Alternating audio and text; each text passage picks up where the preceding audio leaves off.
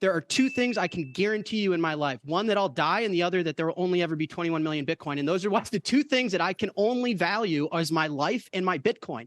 So it is the only fixed supply asset, Kelly. It's not that complicated. It's going to go up because everything else can be issued more. Jack Mallers, the CEO of Bitcoin payment app Strike, says Balaji's $1 million Bitcoin prediction is possible. Balaji's $1 million Bitcoin prediction, however, is based on the US dollar going hyperinflationary. But the bank crisis is making the dollar deflationary?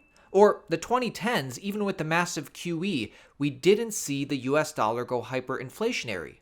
But Jack Mallers says that it's possible. A banking crisis is deflationary. And so when I see Balaji and others saying Bitcoin's going to go to $1 million, it may go up, but that may be because of the Fed's response here. The 2010s were not hyperinflationary. There's no obvious reason why now would be hyperinflationary either. Yeah, so Kelly, it's actually not that complicated, and I'm excited to try and convey that to America.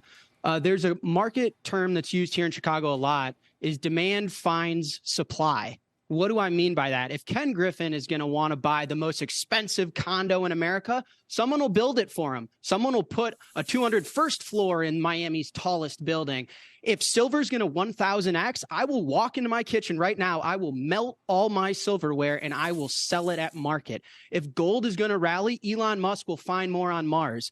Bitcoin is, this is a super important point. Bitcoin is the only monetary instrument in the history of our species that is fixed. It does not matter how much more demand comes into the asset class, Kelly. No one will ever be able to make more of it. There are two things I can guarantee you in my life. One, that I'll die, and the other, that there will only ever be 21 million Bitcoin. And those are what's the two things that I can only value as my life and my Bitcoin. So it is the only fixed supply asset, Kelly. It's not that complicated. It's going to go up because everything else can be issued more. So if Bitcoin demand increases, supply cannot increase. It's impossible.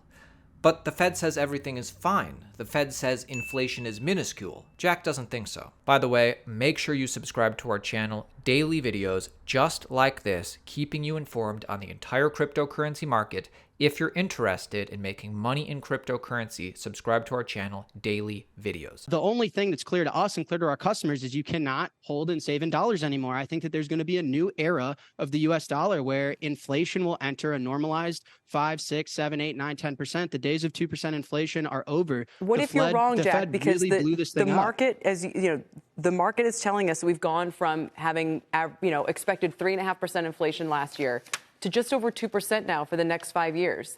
Again, it's it doesn't see inflation accelerating and picking up from here. Look at the swap lines we just instituted over the weekend.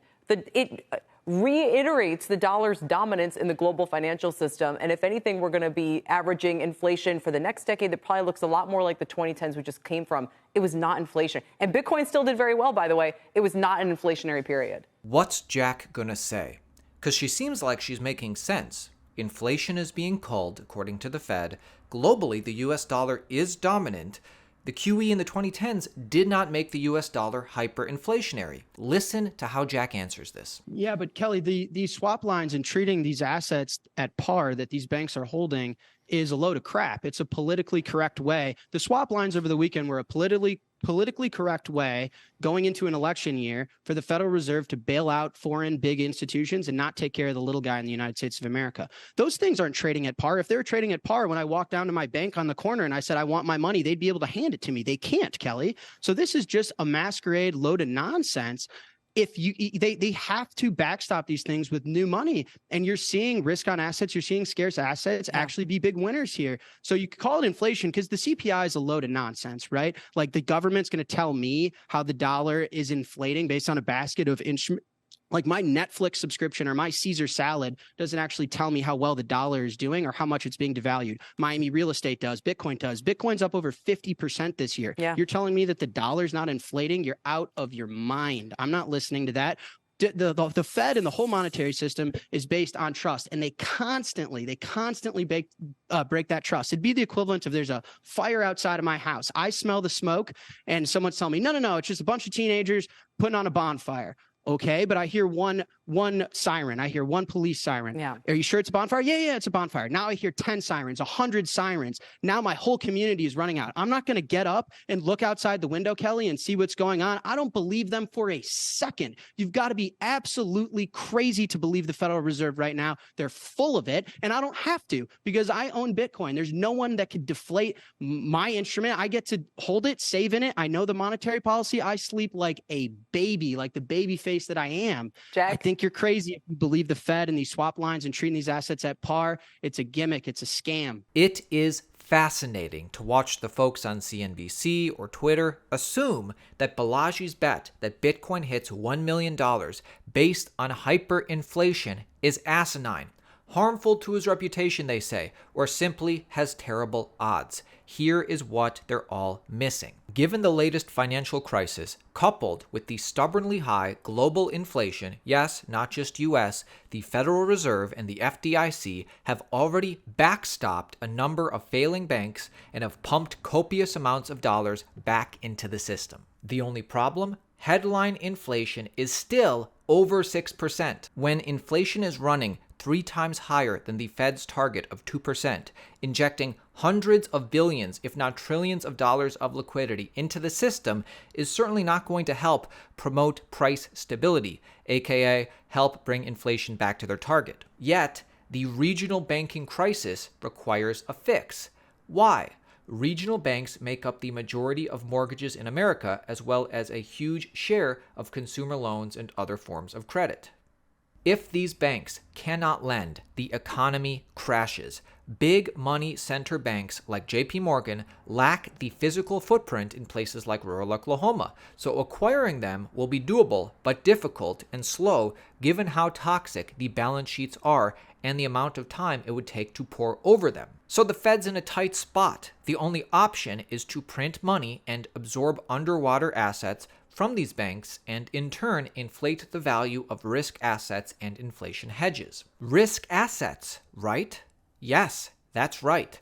On a week when regional banks' stock prices were crashing, the Nasdaq was up 5.83%. Risk assets tend to rise when liquidity gets injected into the system, but so does the value of inflation hedges, namely gold. Bitcoin has been widely accepted to be a digital form of gold, a hedge against hyperinflation.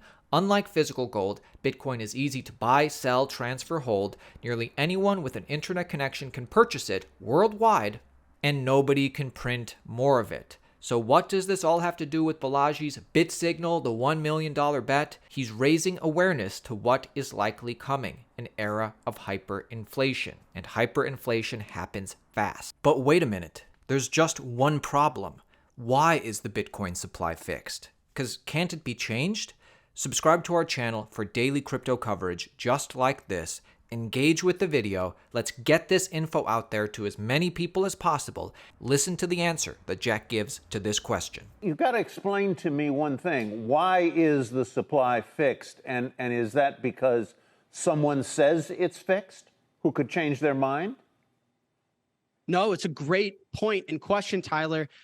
It's because it's written in the software and the software is distributed. There is no one person to ask. There is no one person to trust. The whole decentralization, is it decentralized so that you could put pictures and NFTs on the blockchain? Is it decentralized so that you could fix gaming? No, it's decentralized so that the defendants of the monetary policy are distributed, is so that it's a network of computers that actually defend the policy and the instrumentation of the monetary asset.